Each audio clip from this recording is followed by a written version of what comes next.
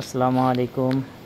এটা হচ্ছে যশোরের লতিরাজ, যেটা একবার চাষ করে 8 থেকে 9 মাস একটানা ফলন পাওয়া যায় এবং এটার ফলনও অন্যান্য লতির থেকে ভালো, যেটা আপনি বিঘায় 8 থেকে 9 মণ লতি তুলতে পারবেন। যদি আপনি যত্ন ভালো নেন তবে ইনশাল্লাহ আরও ভালো করতে পারবেন। তবে ফলনের আগে দেখতে হবে যে চারার জাতগুলো। এটা হচ্ছে বি ক্যাটাগরি আর এটা হচ্ছে এ ক্যাটাগরি। চারা হচ্ছে 2 ধরনের। এখন বি ক্যাটাগরির চারা যদি আপনি রোপণ করেন তাহলে জমিতে কিন্তু আপনি 60 দিন বা 70 দিনের আগে ফলন পাবেন না। আর এই যে এ ক্যাটাগরির যে চারাগুলো আছে এগুলো যদি আপনি রোপণ করেন তাহলে আপনি দেখবেন 35 থেকে 40 দিনের মধ্যে আপনার জমিতে ফলন চলে আসে। তবে রোপণ করার আগে এই জিনিসটা আপনি খেয়াল করবেন যে যেখান থেকে আপনি চারাগুলো নেবেন আপনি অবশ্যই এ ক্যাটাগরির চারাগুলো নিলে আপনার যে সারের খরচটা এটা অনেকাংশ কমে যাবে। কারণ এই চারাটা মোটা করার আর প্রয়োজন নাই। এটা আপনি লাগানোর পরে 1 মাসের মধ্যে আরও মোটা হয়ে এটাই লতি দেবে। আর ওই যেটা দেখালাম যে বি ক্যাটাগরির যে চারাটা আছে এটা আপনার 60 দিন লাগবে এরকম মোটা হতে, তারপরে আসবে লতি। এই জন্য যদি আপনি এ গ্রেডের চারাটা লাগান তাহলে আপনি অবশ্যই 20 থেকে 25 দিন আগে ফলন পাবেন।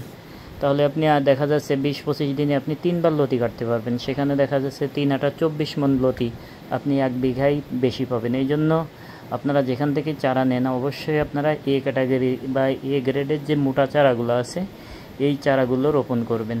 এই চারাগুলো রোপণ করলে দ্রুত আপনার চারাগুলো বেঁচে যাবে এবং বেঁচে যাওয়ার সাথে সাথেই আপনার জমিতে ফলন চলে আসবে।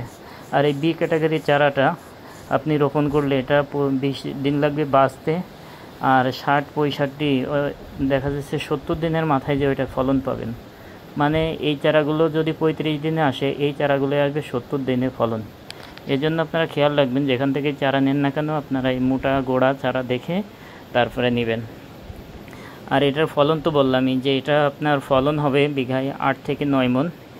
এবং এখন যদি আপনি চাষ করেন যে শ্রাবণ মাস, তাহলে দেখা যাচ্ছে যে আপনি একটানা আগামী বৈশাখ জ্যৈষ্ঠ মাস পর্যন্ত আপনি এই গাছ থেকে লতি পাবেন।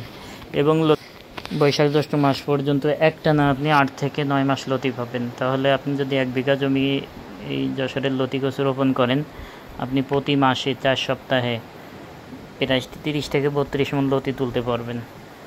যাই হোক, অন্যান্য চাষ থেকে এই চাষটা অনেক লাভজনক চাষ।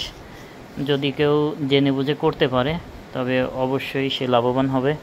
এবং আপনারা যারা চাষ করতে চাচ্ছেন অবশ্যই আমাদের সাথে যোগাযোগ করবেন।